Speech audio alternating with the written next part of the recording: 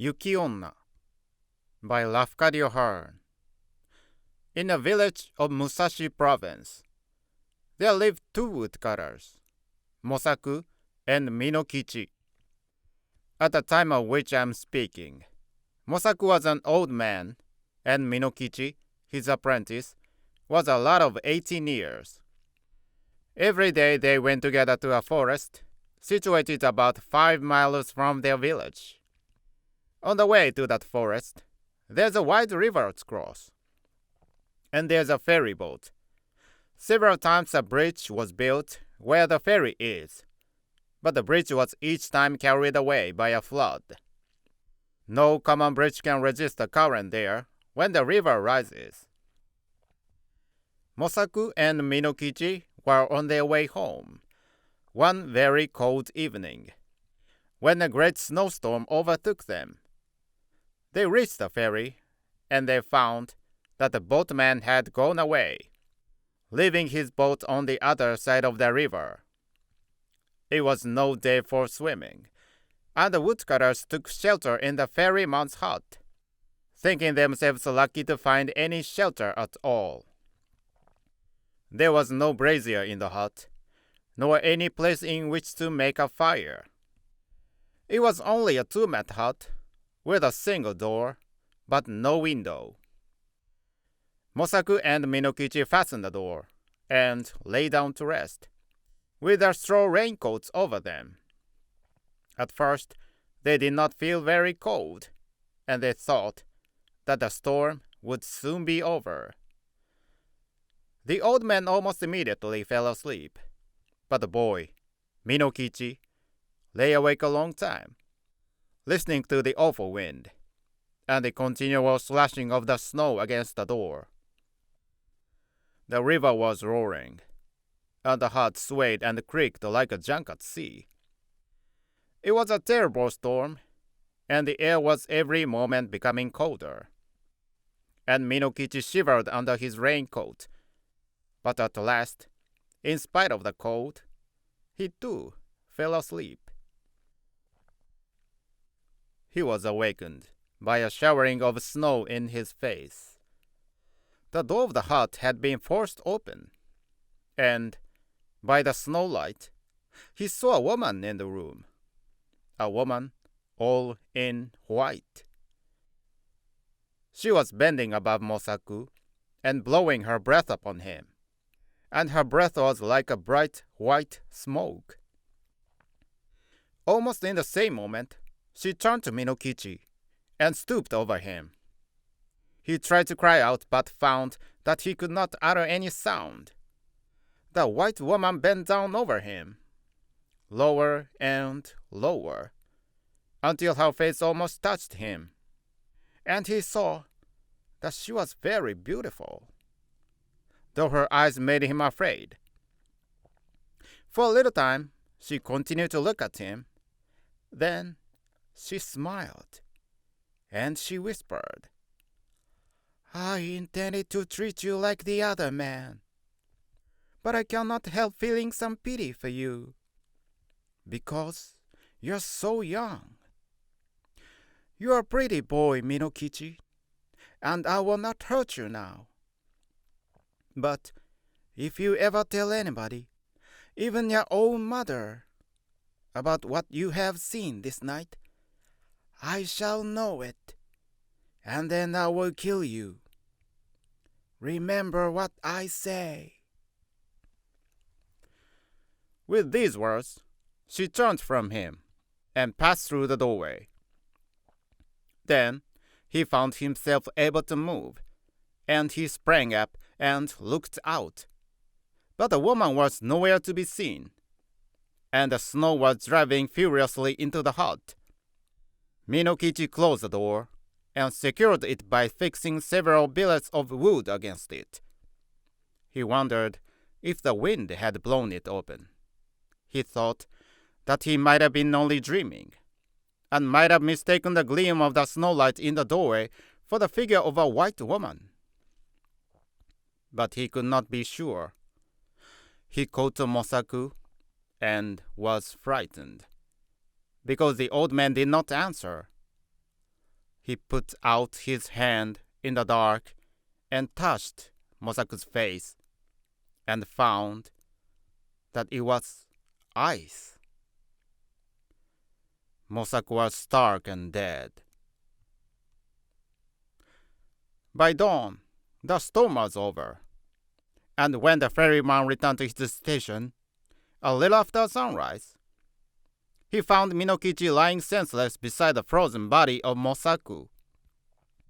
Minokichi was promptly cared for and soon came to himself, but he remained a long time ill from the effects of the cold of that terrible night. He had been greatly frightened also by the old man's death, but he said nothing about the vision of the woman in white.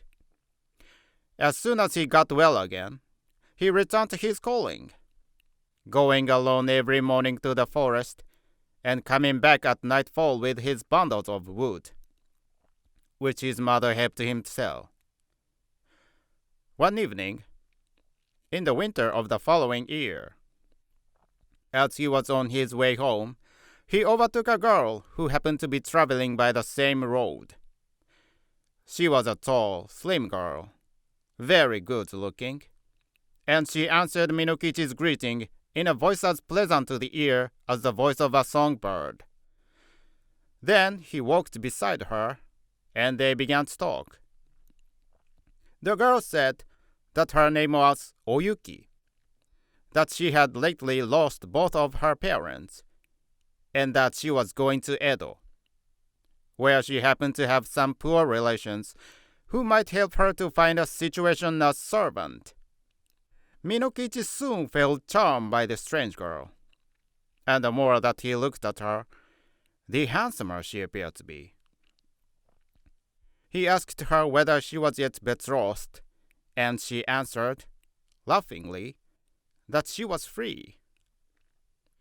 Then, in her turn, she asked Minokichi whether he was married or pledged to marry, and he told her that, although he had only a widowed mother to support, the question of an honorable daughter-in-law had not yet been considered, as he was very young. After these confidences, they walked on for a long while without speaking. But, as the proverb declares, 気があれば、目も口ほどに物を言う. When the wish is there, the eyes can say as much as the mouth. By the time they reached the village, they had become very much pleased with each other. And then Minokichi asked Oyuki to rest a while at his house. After some shy hesitation, she went there with him, and his mother made her welcome and prepared a warm meal for her. Oyuki behaved so nicely that Minokichi's mother took a sudden fancy to her and persuaded her to delay her journey to Edo. And the natural end of the matter was that Yuki never went to Edo at all. She remained in the house as an honorable daughter-in-law.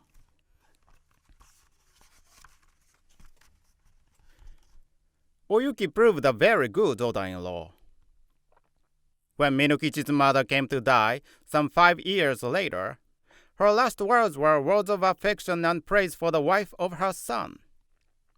And Oyuki bore Minokichi 10 children, boys and girls, handsome children all of them, and very fair of skin. The country folk thought Oyuki a wonderful person, by nature different from themselves. Most of the peasant women age early, but Oyuki, even after having become the mother of 10 children, looked as young and fresh as on the day when she had first come to the village. One night, after the children had gone to sleep, Oyuki was sewing by the light of a paper lamp, and Minokichi, watching her, said, "To see you sewing there, with a light on your face, makes me think of a strange thing that happened when I was a lad of 18. I then saw somebody as beautiful and white as you are now. Indeed, She was very like you. Without lifting her eyes from her work, Oyuki responded. Tell me about her. Where did you see her?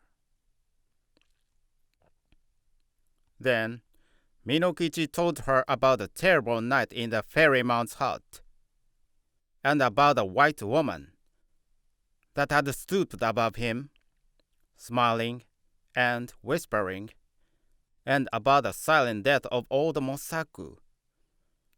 And he said, asleep or awake, that was the only time that I saw a being as beautiful as you.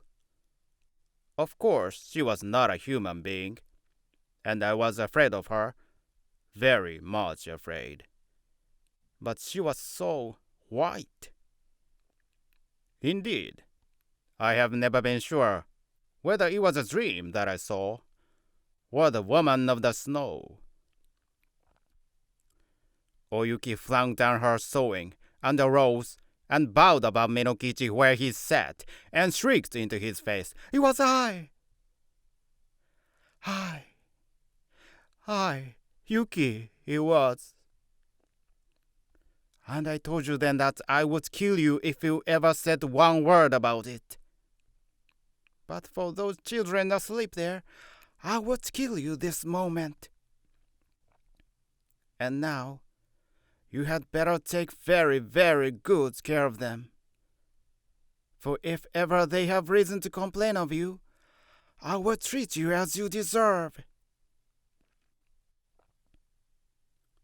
Even as she screamed, her voice became thin, like a crying of wind. Then she melted into a bright white mist that spiraled to the roof beams and shuddered away through the smoke hole. Never again was she seen.